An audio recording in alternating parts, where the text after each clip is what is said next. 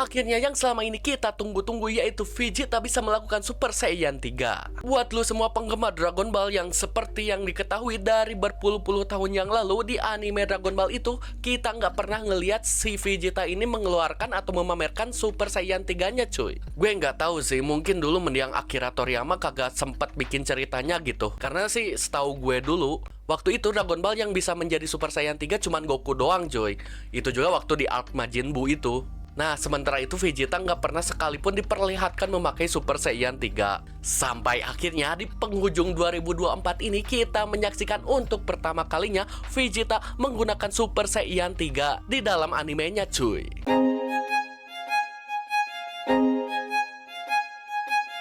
Kenalin, gue Adi Misak sebagai host kalian di sini, dan selamat datang di Knowledge Corner, yang dimana di sini gue bakal bahas seputar dunia hiburan lokal maupun mancanegara.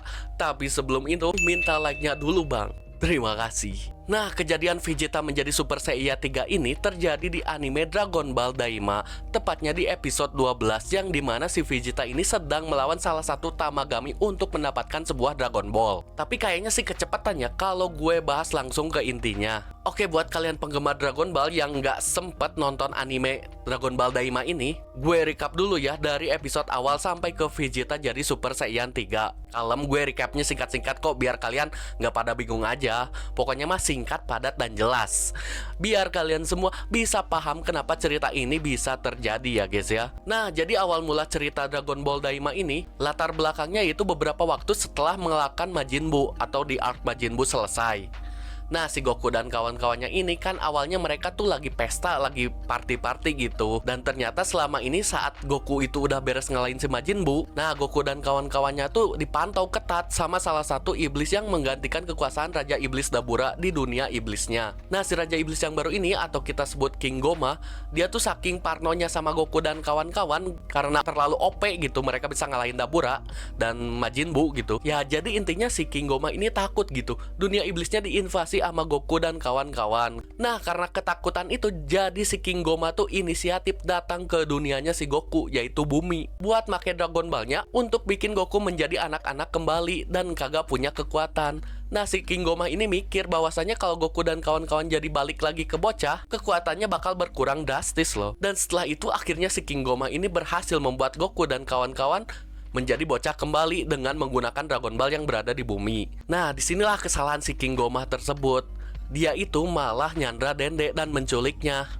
Tahu kan Dende, yang ketua menara itulah yang menggantikan dulu Raja Iblis Piccolo. Nah, setelah Goku dan kawan-kawan mengetahui masalah tersebut, lalulah Goku pun bertekad untuk pergi ke dunia iblis.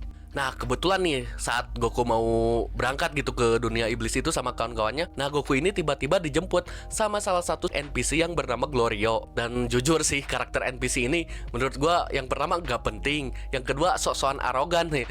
Ada di salah satu episode dia tuh ngajak Baiwan Goku cuy, tiba-tiba langsung suren. Ya intinya gitulah. Dan ternyata faktanya pas Goku masuk ke dunia iblis itu, di dunia iblis pun ternyata ada Dragon Ball juga cuy.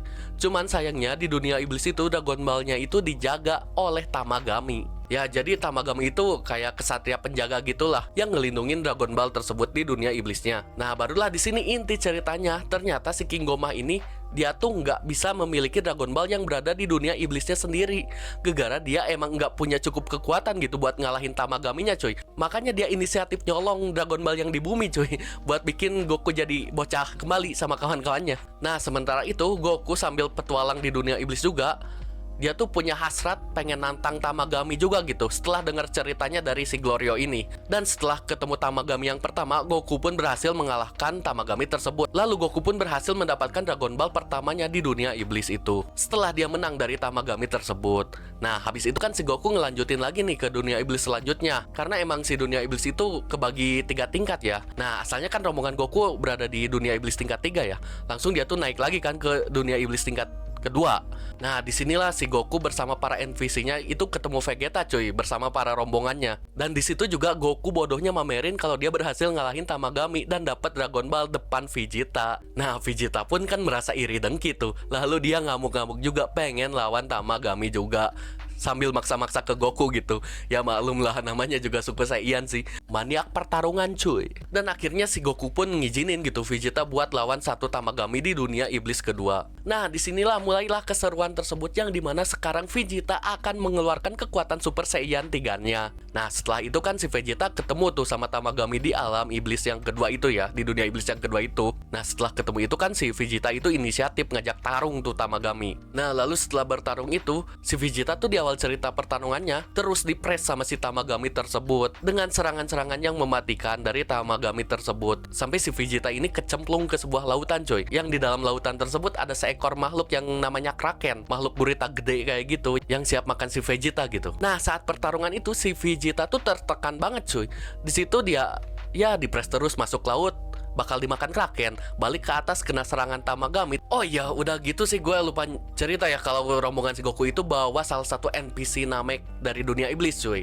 Namanya tuh si Neva, alias NPC kakek-kakek pikun ini cuy, yang ternyata dia ini adalah sebenarnya yang pencipta Tamagami tersebut cuy. Nah, lalu iseng lah si kakek-kakek Namek ini menambahkan kekuatan memakai sihirnya agar si Tamagami lebih kuat. Nah, setelah lebih kuat, si Vegeta pun mulai kepres terus dan tertekan terus, diserang dengan segala kekuatan si Tamagami itu gitu. Sampai Vegeta pun pingsan gitu di tengah laut cuy. Dia udah kagak bisa ngapa-ngapain gitu karena saking kuatnya Tamagami tersebut. Dan si Vegeta pun emang benar-benar dihajar habis-habisan gitu pada saat itu. Sampai akhirnya Vegeta pun mengeluarkan kekuatan penuhnya karena dia kan orangnya emosian cuy.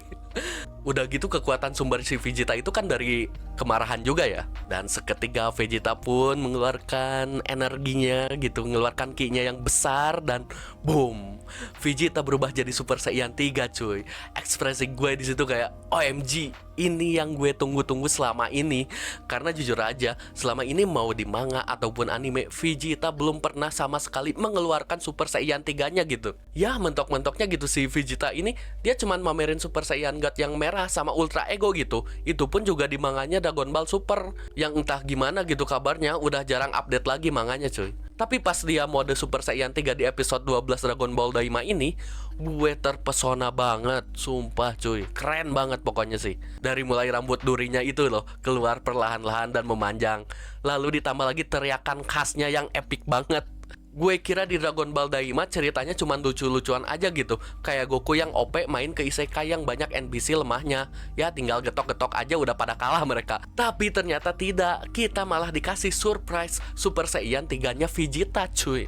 Dan disitu pun akhirnya Vegeta pun berhasil membalikkan keadaan melawan Tamagami tersebut dan memberikan tekanan meteor, gelut, jurus, pokoknya segala buat ngalahin si Tamagami tersebut. Pokoknya keren sih di sini kemenangan Vegeta melawan si Tamagami tersebut. Epic banget dah. Ya setelah tekanan bertubi-tubi itu, akhirnya ya Vegeta pun mendapatkan Dragon Ball di dunia iblis tersebut cuy. Real pangeran Saiya pokoknya malah Vegeta itu.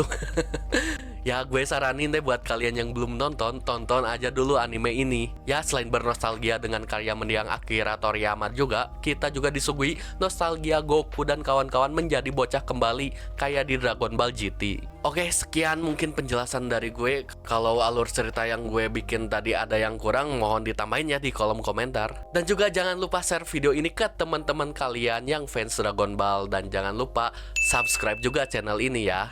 Oke, terima kasih. See you later.